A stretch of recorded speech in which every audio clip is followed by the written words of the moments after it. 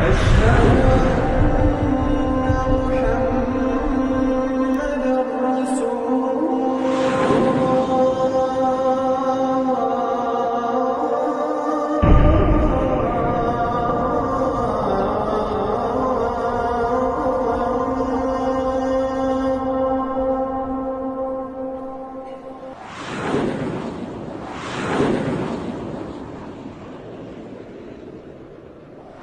Bismillahirrahmanirrahim. Assalamualaikum warahmatullahi wabarakatuh. Selamat berjumpa kembali para sahabat Hairil Anas TV di mana saja Anda berada di seluruh penjuru Nusantara maupun di mancanegara. Dalam celotehan kita kali ini, kami akan kembali menampilkan perbincangan kami dengan Ustadz Khalil Bustami membahas mengenai pengelolaan keuangan dalam lingkup keamiran Islam Jamaah LDII yang sedemikian bobrok dan amburadulnya. Dalam perbincangan ini terungkap bahwa pengelolaan keuangan yang dilakukan oleh keamiran Islam Jamaah LDII sangat jauh dari mekanisme pengelolaan keuangan yang benar. Di sana, dana-dana yang dikumpulkan dari infak seluruh jamaah se-Indonesia dikumpulkan untuk dijadikan modal usaha wakil-wakil amir dan keluarga-keluarganya. Uang itu kemudian dibelikan berbagai aset yang sebagian dialihkan menjadi milik pribadi keluarga keamiran. Betapa zalimnya kelompok ini, seluruh jamaahnya dihimbau, dinasihati untuk hidup mujhid, hidup hemat, namun mereka hidup berpoya-poya menggunakan dana yang mereka kumpulkan dari setoran-setoran yang mereka buat dan mereka wajibkan kepada pengikut-pengikutnya dengan label infak ini dan infak itu, pembelaan ini dan pembelaan itu, sodakoh ini dan sodakoh itu. Segenap jemaahnya menyerahkan uangnya dengan sukarela, penuh keikhlasan dengan harapan mendapatkan ganjaran pahala yang besar dan sorga. Namun tanpa sepengetahuan mereka, dana-dana yang mereka setorkan itu ternyata dijadikan bahan bancakan keamiran, wakil-wakilnya, dan keluarga serta kroni-kroninya. Berikut perbincangan kami dengan Ustadz Khalil Bustami, salah seorang ulama yang dinonaktifkan dari lingkaran keamiran yang masih terbilang keluarga amir, sehingga beliau mengetahui betul bagaimana pengelolaan keuangan dan siapa-siapa saja yang terlibat dalam penyelewengan dana yang terjadi di dalam lingkaran Islam Jamaah. Berikut perbincangannya. Bismillah. Assalamualaikum warahmatullahi wabarakatuh, Pak Ustadz. Waalaikumsalam warahmatullahi wabarakatuh. Mudah-mudahan Pak Ustadz tetap dalam keadaan sehat walafiat, senantiasa dalam lindungan Allah Subhanahu wa Ta'ala, dan diberi kelancaran, kemudahan, kesuksesan untuk segala aktivitas maisha maupun dakwah. Dari Kota Makassar, kami mengirimkan salam ukhuwah dan salam penuh hormat. Alhamdulillah, syukuran atas doanya, amin. Mohon izin Pak Ustadz, kami ingin mengkonfirmasi sebuah berita atau kabar yang sampai di redaksi kami, bahwa saat ini di pusat keamiran sedang ribut-ribut masalah penggelapan dana sebesar 4 miliar rupiah yang diduga diselewengkan oleh salah seorang bendahara atau KU pusat. Bagaimana berita itu, Pak Ustadz? Apakah Pak Ustadz mengetahuinya? Terkait berita tersebut, saya kurang begitu jelas. Ya, selentingan, kata orangnya selentingan, dengar-dengar seperti itu, tapi kepastiannya Allahu a'lam. Kepastiannya Allahu a'lam. Tapi mengenai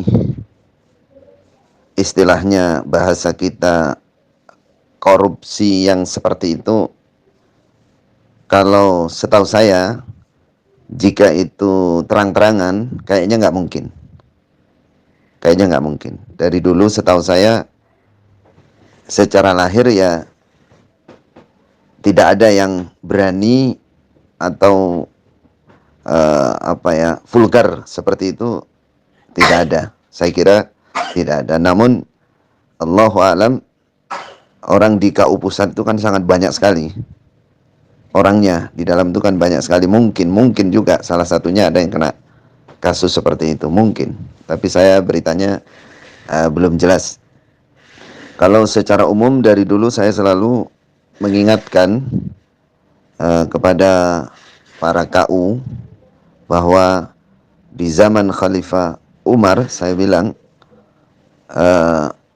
keuangan sabilillah, kalau bahasa Jokam, ketika dicurigai maka separuh dari harta miliknya itu dikembalikan ke sabilillah.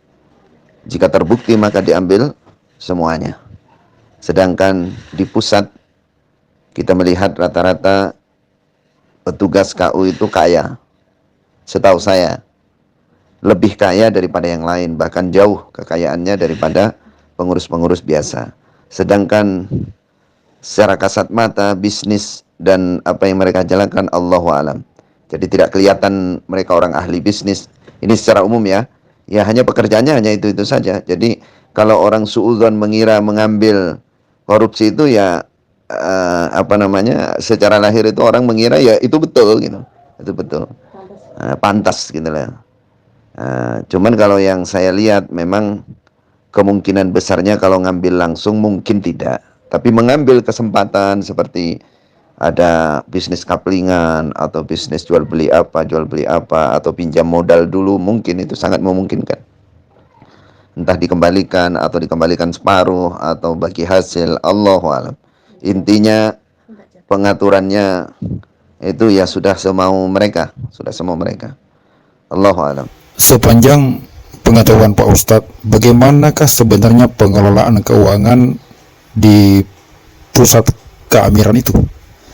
Karena menurut informasi yang kami terima, instrun-instrun yang dikumpulkan dari daerah-daerah itu tidak langsung sampai ke tangannya Bapak Imam, tetapi terlebih dahulu diberikan kelulusan kepada para wakil-wakil imam untuk mengelola atau menggunakan dana itu sebagai modal usaha untuk berbisnis, dengan catatan ada bagi hasil antara pengelola dana itu dengan keimaman.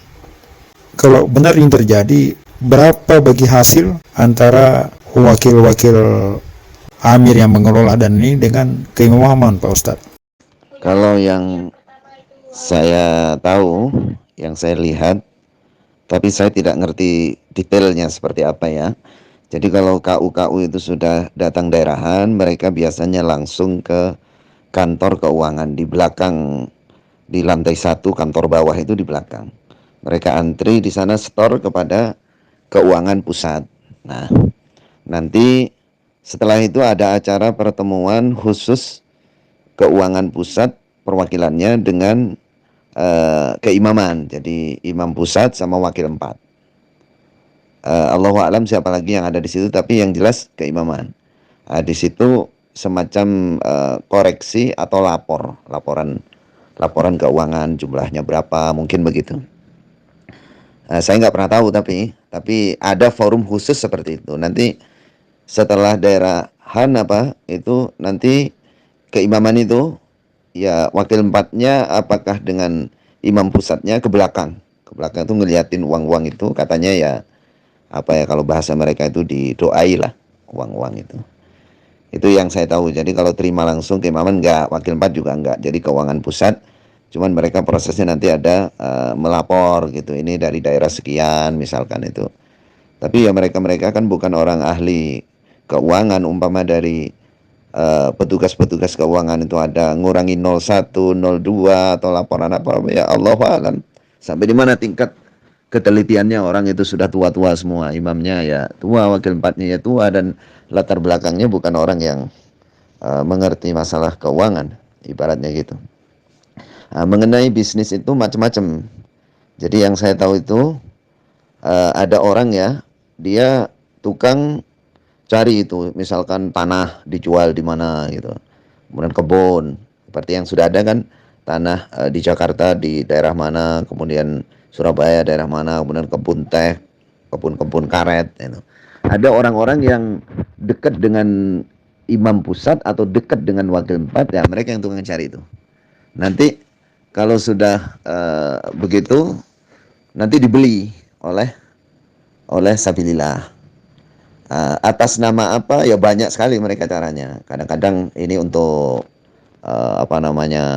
daerah mana, kadang di atas namakan begitu. Kadang-kadang untuk ini punya sabilillah, ini punya apa. Tapi di situ terjadi yang namanya bisnis bagi hasil, di situ terjadi. Allahu a'lam berapa. Itu satu. Yang kedua, ada bisnisnya daerah yang saya tahu. Misalkan yang sangat jelas itu kaplingan. Jadi daerah itu beli tanah, dia istilahnya mereka pinjam ke pusat, nanti pusat juga minta bagi hasil gitu. Jadi pinjam ke pusat misalkan 10M atau 5M untuk beli tanah. Kemudian tanah itu dikaplingkan, maka pusat juga mendapatkan hasil berapa, 20% atau berapa gitu. Biasanya kaplingan itu minta hasilnya begitu. Insya Allah kurang lebih 20%. Kemudian kalau sudah mengeluarkan uang kaplingan itu, yang saya tahu dari dulu itu dipotong 5% dari uang yang dikeluarkan itu, atau daerah disuruh menyerahkan 5% dari uang yang dikeluarkan untuk pembelian tanah kaplingan itu. Itu 5% itu dibagi di wakil 4 situ bersama imamnya situ. Jadi kadang-kadang mereka yang datang itu ya langsung uang yang keluar itu diambil 5%-nya kasihkan. Nah, itu kan namanya korupsi. Kemudian nanti pengembaliannya ke pusat disuruh nambah lagi sebagai bagi hasil 20. Insya Allah 20%. Itu yang saya tahu. Kemudian yang ketiga yang saya tahu lagi, orang-orang jokam di bawah yang mau hutang uang ke pusat karena mungkin ada masalah, itu banyak yang datang itu bawa sertifikat tanah atau sertifikat rumah misalkan ya. Kemudian pusat bilang, kita nggak minjamkan uang, tanah kamu atau rumah kamu ijab kabul aja, jual beli gitu. Dibeli oleh pusat misalkan 500 juta, langsung dia dikasih 500 juta misalkan ya. Kemudian sertifikat taruh di pusat. Lalu bikin ijab kabul lagi, orang ini disuruh membeli lagi rumahnya atau tanahnya itu dengan nyicil misalkan 3 tahun. Nanti pusat mengambil hasil 10% atau 20% atau berapa, dibayar 3 tahun. Itu yang saya tahu. Itu namanya kalau dalam hadis namanya bai'ul inah, jual beli rekayasa riba. Itu juga tetap karena tanahnya, rumahnya nggak kemana-mana, tetap ditempati oleh yang punya. Itu mungkin 3 hal yang saya ketahui itu. Kemudian yang keempat ya, banyak itu usaha-usaha seperti PDU, kemudian pabrik teh Jamus itu, kemudian kebun sawit berapa ratus ribu hektar di Kalimantan itu. Yang saya tahu ya, ternyata di situ ada bagian-bagian imamnya, ada wakil 4-nya dapat, keluarga imam juga dapat. Allahu a'lam bagaimana mereka cara dapatnya. Tapi semua yang di daerah biasanya mereka mengatakan, mereka mengira itu atas nama sabilillah, padahal itu banyak sekali yang sebenarnya sudah milik pribadi-pribadi dari imam, wakil 4, maupun keluarga-keluarga imam maupun keluarga wakil 4. Itu yang saya tahu, yang saya lihat, yang saya dengar langsung. Selain dari itu, Allahu a'lam. Subhanallah, sungguh memprihatinkan ya Pak Ustadz ya.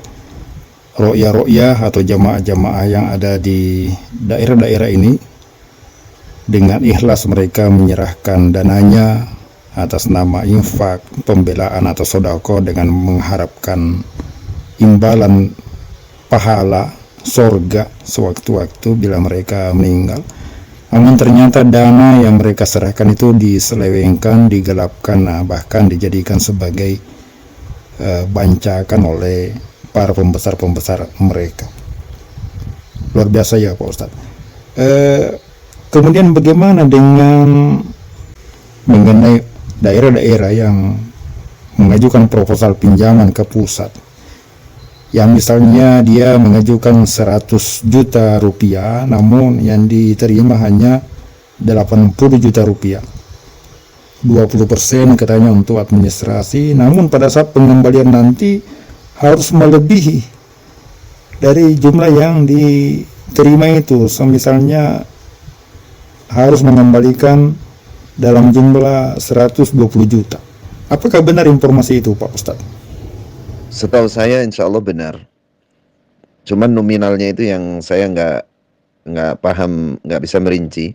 Soalnya itu pernah kejadian justru keluarga saya sendiri. Jadi dulu karena ada musibah di Madura sana, satu kampung itu ada musibah, terus kebakaran saat itu. Terus dipinjemi masing-masing keluarga itu zaman itu ya, kalau saya ingat insya Allah 25 apa 45 juta itu untuk bangun rumah. Itu turunnya sudah dipotong, kalau nggak salah 5 atau 10%. Pemotongan itu biasanya ya seperti yang saya terangkan tadi, 5% itu untuk wakil 4. Kalau sampai 20% itu Allahu a'lam, mungkin juga di daerah juga ngambil, apakah desa juga ngambil, mungkin begitu. Tapi yang jelas 5% itu sudah pasti, itu sudah kaedah itu. Dari pusat seperti itu. Jadi turun itu sudah dipotong, nanti mengembalikannya ada lebihnya.